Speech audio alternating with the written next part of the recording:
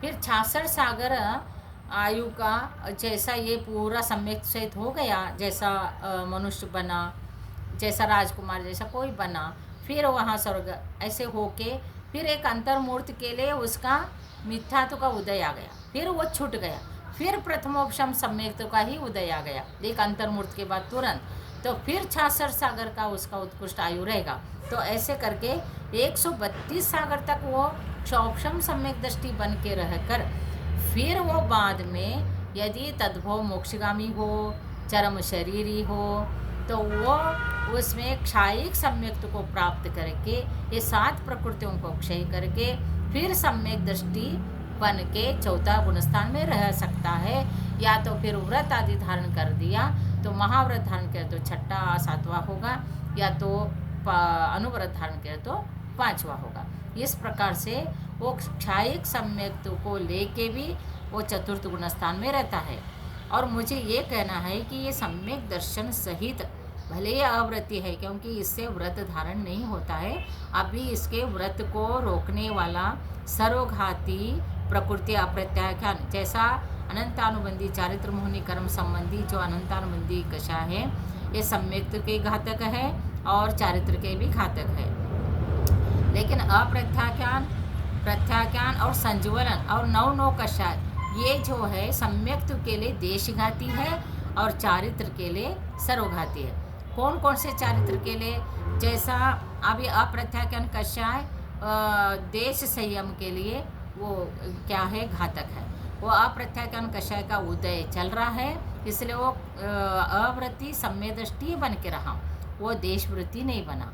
और देशवृत्ति बनने के लिए भी 5वें गुणस्थान में जब मैं आऊँगी तब बताऊँगी। अब मैं चतुर्थ गुणस्थान की बात कर रही हूँ, तो इसलिए आगे आगे का जो प्रकृतियाँ है वो पीछे का जो हम जो प्रकृति को चारित्र को धारण करने जा रहे हैं उसका एक दूसरे का क्या है, सर्वघाती देशघाती।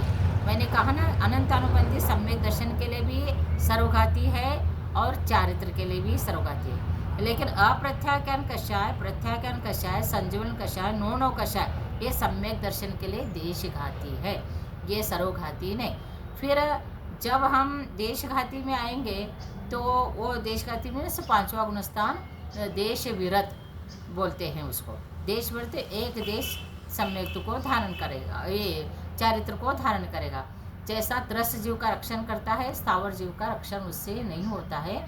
इसलिए जैसा पानी छालना है, झाड़ू पोछना, झाड़ू करना है, कूटना है, पीसना है, ऐसे जो 5 सूना बोलते हैं इसको, 5 पाप भी बोलते हैं, ये उससे नहीं छूट सकता है कि गृहस्थ में रहता है ये सब काम करता है। लेकिन जैसा चींटी है, कृमि कीटक है, ऐसे जो आंखों से दिखता है कितने सारे त्रस्त जीव है, इसका तो आराम से वो रक्षण करता है। इसलिए उसका एक देश संयम बोला जाता है या तो एक देश व्रत बोला जाता है। तो देश व्रती हो गया, एक देश व्रत करता है। तो इसके लिए इसके क्या हो गया, अप्रत्याख्यान कषाय का क्षोभशम हो गया। फिर इसके साथ क्या रह गया, प्रत्याख्यान, संजीवन और 9 कषाय है। इसलिए ये प्रत्याख्यान कषाय जो है महाव्रत के लिए सर्वघाती है, देश व्रत के लिए ये देशघाती है।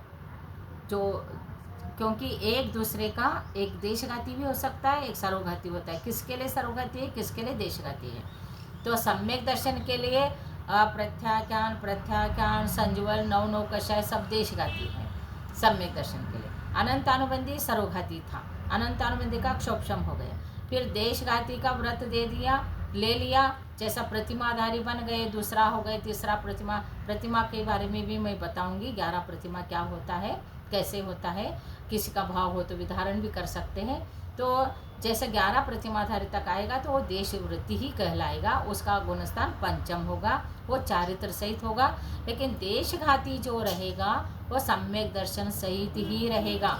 और यदि सम्यक दर्शन नहीं है, व्रत लिया है, तो उसका गुणस्थान 5वां हो ही नहीं सकता।